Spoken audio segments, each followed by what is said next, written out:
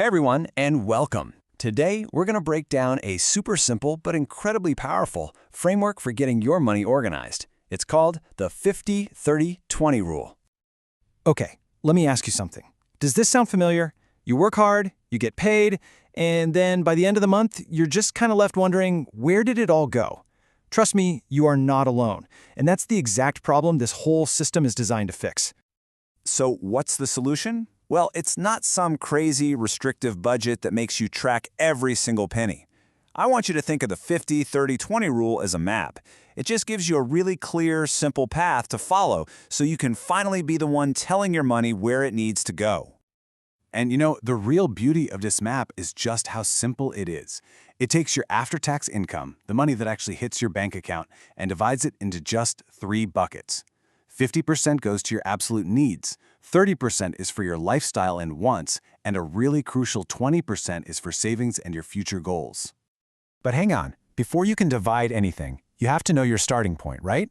This is what we'll call your base number. It's your real take-home pay. Now, if your income jumps around month to month, please don't use your best month ever as the baseline. You've got to be realistic. Use a conservative average from the last 3 to 6 months. Seriously, getting this step right is critical for the whole thing to work. Now, here's where the real skill comes in.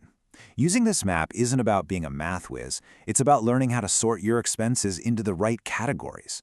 This is where most people get tripped up, but it's also where you're going to gain so much financial clarity.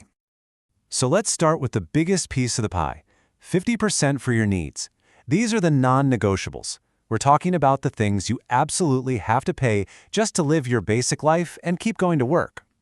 So what actually counts as a need? Well, it's things like your rent or your mortgage, it's your utility bills, basic groceries for cooking at home, the gas or bus fare to get to your job, and your health insurance. And here's an important one, the minimum required payments on your debts, just the minimums. And hey, if you're ever not sure if something is a true need, just ask yourself this one simple question. Could I pause this expense for a whole month without my life basically falling apart? If the answer is yes, well, it's probably not a need. It's a brilliant little test. And this brings us to the #1 mistake people make, confusing a want for a need. Let's take an example. Eating is a need. You literally have to do it to live. But ordering food delivery every single day, that's a lifestyle choice. And that puts it firmly in the want category. So let's talk about that wants category, which gets a healthy 30% of your income. And it is so important to get this. Wants are not bad. A budget that has zero room for any kind of enjoyment is a budget that is absolutely going to fail. This category is for living your life.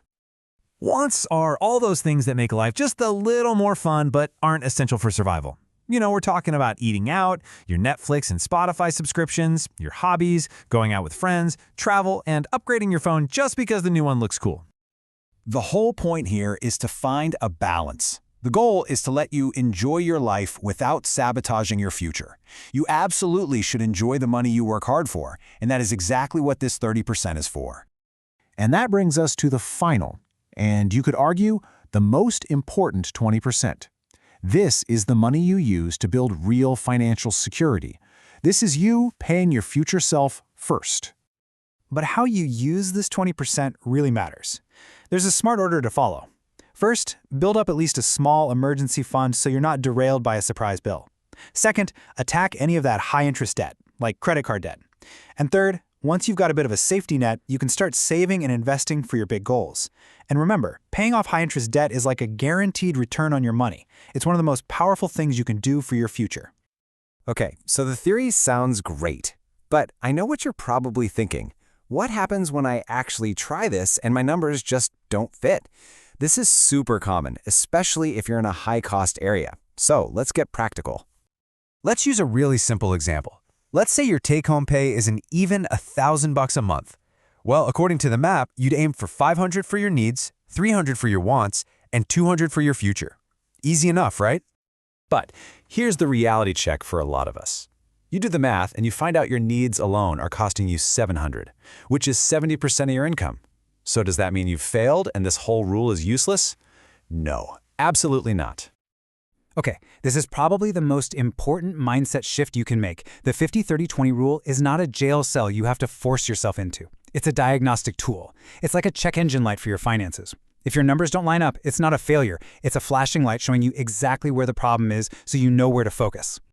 So, what do you do if that check engine light for your needs is on? First, go back through your spending and be ruthless about finding the sneaky wants that are disguised as needs. Second, look for all those small recurring expenses, the subscriptions you forgot you even had.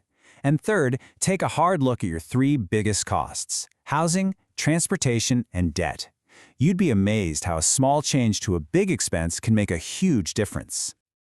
All right, you have the map, you have the diagnostic tool. Let's wrap this up with a super clear step-by-step plan you can use to put all this into action, starting this week. Here is your 7-day challenge. Day 1, figure out your real base number. Day 2, pull up your bank statement and list every expense from last month. Day 3, classify every single one of them. Day 4, do the math and see how you stack up against the 50-30-20 ideal. Days 5 and 6, find a few small money leaks to plug and one big expense you can work on. And finally, day 7, this is the game changer. Automate the transfer of your 20% the second you get paid. And that last step, the automation, it's all tied to this one core idea. Successful saving isn't about getting to the end of the month and hoping there's something left over. It's about making a proactive choice to set that money for your future aside before you even get a chance to spend it. So here's the bottom line. You no longer have to feel like your money is just disappearing. You now have a map, you have a diagnostic tool, and you have an action plan. You know exactly which levers to pull to start building the financial life you actually want. The power is officially back in your hands.